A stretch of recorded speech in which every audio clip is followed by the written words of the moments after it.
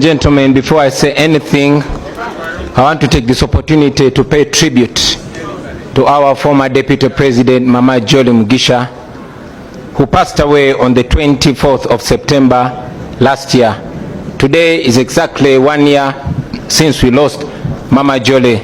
Mama Jolly was always a pillar of strength and courage within us. We strongly believe that today has fallen on this day not by coincidence. Maybe there's a message that we are getting from the Almighty. Mama Jolly, rest in peace. We shall make you proud. We shall never give up your dreams. Fellow Ugandans, ladies and gentlemen, comrades in the struggle, I am deeply humbled and profoundly honored to accept your nomination to be the next President of the Republic of Uganda for the year 2026 to 2031, not 1926 to 1931. I thank you very much for the trust that you've continued to place in me ever since I offered myself for the first time for the presidential office in 2021. Today, my heart is filled with a deep sense of responsibility to deliver to that trust that you've put in me. Together, we have been everywhere preaching the message of a new Uganda. And today, with this nomination, we start on the final phase of our mission to freedom and true independence. Since our nation was born in 1962, every change of leadership has been written in blood. The blood and sacrifice of the common people of Uganda, the citizens of Uganda, and yet the leaders who always promised liberation have always delivered oppression. For 40 long years, one man and a small group of his relatives and friends have ruled our country on gunpoint. They have looted our nation and turned every institution of government into a tool of oppression.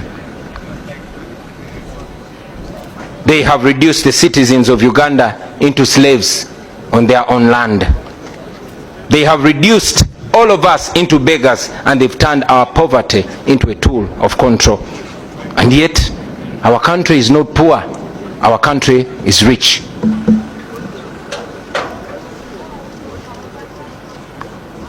Our country cannot fall down. Our country will stand firm.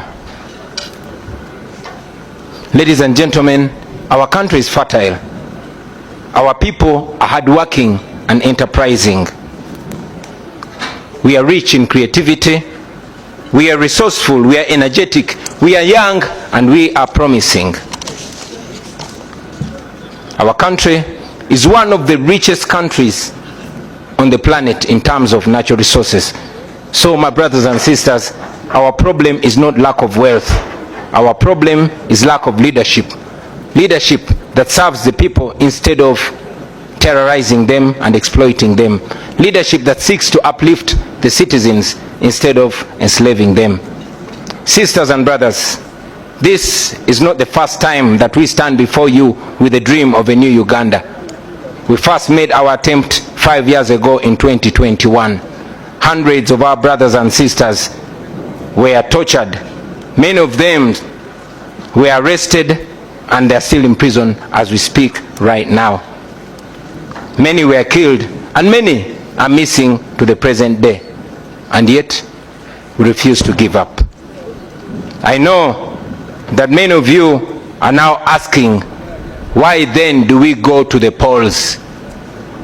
Why do we risk the tear gas, the bullets, the prisons, the torture chambers, the death, and all the mess that is awaiting us? My answer to you is this: we risk it all because the alternative is giving up, and that is 10 times worse. If we give up now, we shall have no moral authority to complain about what happens next. If we surrender now, that means that the fighting spirit of Rita Nabukenya, of Frank Senteza, of Yasin Kauma, and many others has been defeated.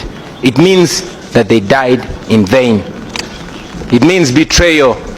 Betrayal of the comrades who have spent years in prison, counting on us who still have our little freedom to continue fighting for their freedom. Therefore, ladies and gentlemen, no matter what happens to us, we must keep moving forward. Even if somebody tells you that our chance to freedom is only 1%, let us take that chance and fight. We have always been telling you about the protest vote, and today, let me use this opportunity to break it down in more detail. We have voted before.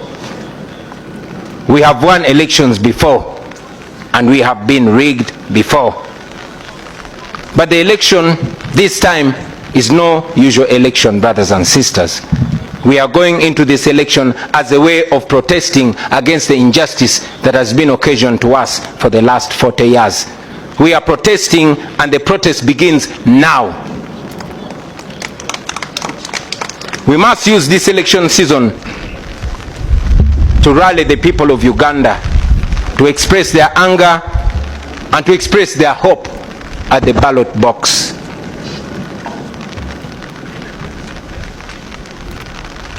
We are going to use this election to protest legally. We are going to use this election to protest constitutionally. And we are going to use this election to protest non-violently. We must mobilize the people of Uganda to come out and vote in very, very large numbers.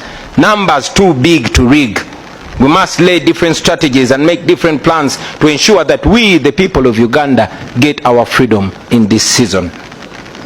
Now, to our brothers and sisters in the diaspora, you, brothers and sisters, the Ugandans in the diaspora, you send so much money. You send more than $2 billion back to Uganda every year. In real sense, you are the biggest investors in Uganda. We know that many of you even fear to come back home because you know what happens to those that return home. Many of you don't risk the brutality. We know that Ugandans like Sam Mugumya, who returned from a Congolese prison, was abducted weeks ago, and up to now he's missing. Nobody knows where Sam Mugumya is. We know Robert Kayingo Ruja, a lawyer who was recently abducted from the airport, kept incommunicado for a month before being forced back in exile without even stepping foot in his house. The examples are many, ladies and gentlemen, but I tell you, my friends, we are fighting so that you can return to your home, to your families, to freedom and dignity. We are fighting so that you are received with roses and not handcuffs. We fight so that Uganda can give your children the chances and opportunities that you never got. That is why we fight. Now to General Museveni. I know you don't like listening to young people or even listening to anybody at all, but at least listen to your friend and bush war comrade General Kainda Otafire. I want you to remember that Uganda was here before you, and Uganda will be here long after you are gone.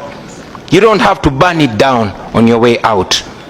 The best guarantee for your legacy, for your security, and for what you and your people have earned in the last 40 years is to allow a peaceful, orderly, and democratic transition of power. We have supported families of political prisoners and missing comrades. We have refused to be compromised. We have held onto our principles even when it has come at great personal cost. We have pursued and secured sanctions against those who steal from our people and against those who oppress our people. We have kept the struggle alive, and we are growing even stronger. Now to the international community. Uganda's freedom is not only for Ugandans. Uganda's freedom is for everybody. If Ugandans are safe, if Ugandans are not safe, neither are our neighbors, nor the international dwellers or the international community that always receives us when we go seeking for asylum. Please stand with us as we stand for democracy and human rights. Now to our senior comrade, Dr. Kiza Besigye, to our brothers Alex Waiswa Mufumbiro, Comrade Bobi Young, Eddie Mutwe, Achileo Chivumbi, Machete, Gaddafi, and all other political prisoners.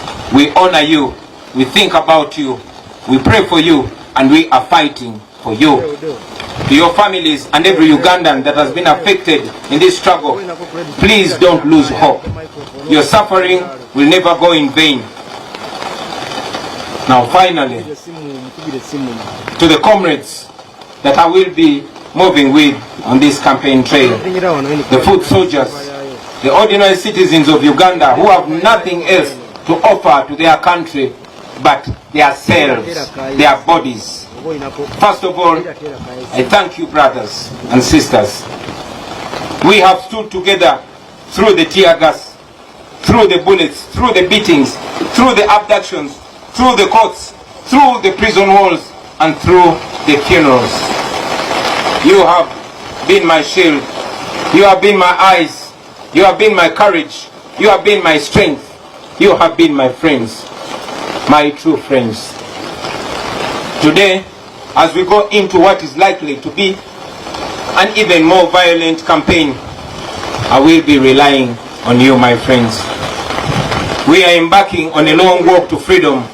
Whatever lies ahead of us is going to test everything that we are and everything that we stand for. But I guarantee you, brothers and sisters, freedom will come at the end of the day. Because after all, freedom never comes easy. Our grandparents shed blood for the independence of this country 62 years ago. Our parents shed blood for what they believed was a liberation 40 years ago. Our comrades in this very generation are in prison for this very struggle. They've shed blood for this struggle. Many of them are missing and they don't even have graves for this struggle.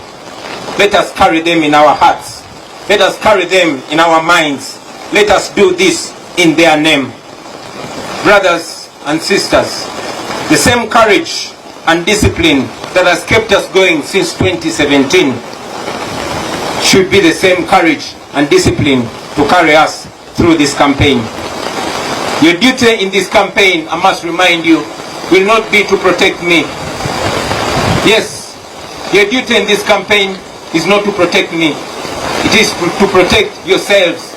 It is to protect each other. It is to protect those ordinary people that come to support us on our rallies.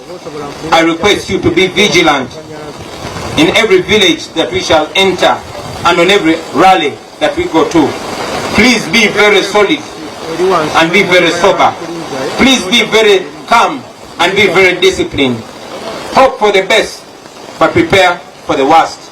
Be careful, but don't show fear, because this regime wants us to be fearful. My brothers and sisters, I want you to understand what we are fighting for. We are fighting for a better Uganda. We are fighting for the farmers, for the border riders, for the young graduates who have no jobs. We are fighting for the ghetto people, those ghetto youth whose future is being stolen away in exchange for a few shillings. We are fighting for the ordinary children whose future is empty and we want to give meaning to.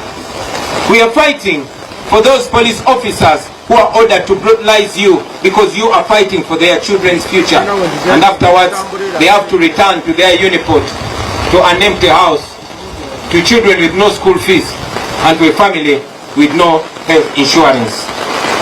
Please don't look at them as your enemies, because they are not your enemies. They are victims too. They also wish that things can change someday. Brothers and sisters, if we succeed, this country will be free and things will change forever. It will never be the same again. Unfortunately, we'll ever believe that we did our best.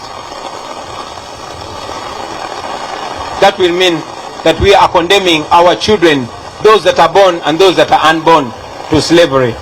And that is not what we should be doing. Therefore, brothers and sisters, failure is not an option. We must get our freedom, or at least die trying to get our freedom. I don't know how much danger is awaiting us on this campaign trail, But I know that we are going to keep moving with hope and faith. We are carrying the hope of our entire generation, a hope of millions and millions of Ugandans. Brothers and sisters, I want you to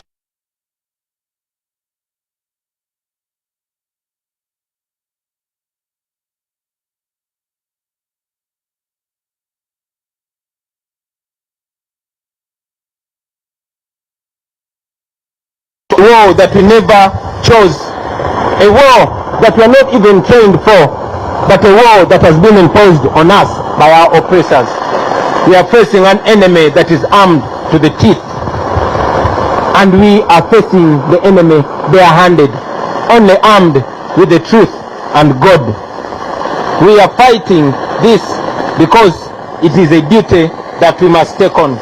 We are fighting for our God-given right to live as human beings in our own country. We will never retire. We will never give up. We will fight until we are free, and I'm sure we shall be free in the end. This is not a matter of when, but it's not a matter of if. This is a matter of when, and we know that we are going to achieve our freedom. Brothers and sisters, I want to conclude by guaranteeing to you that are here with us and all Ugandans all over the world that in the end we shall be free. In the end, everything is going to be all right. And if everything is not all right yet, then that will not be the end. Thank you very much for God and my country.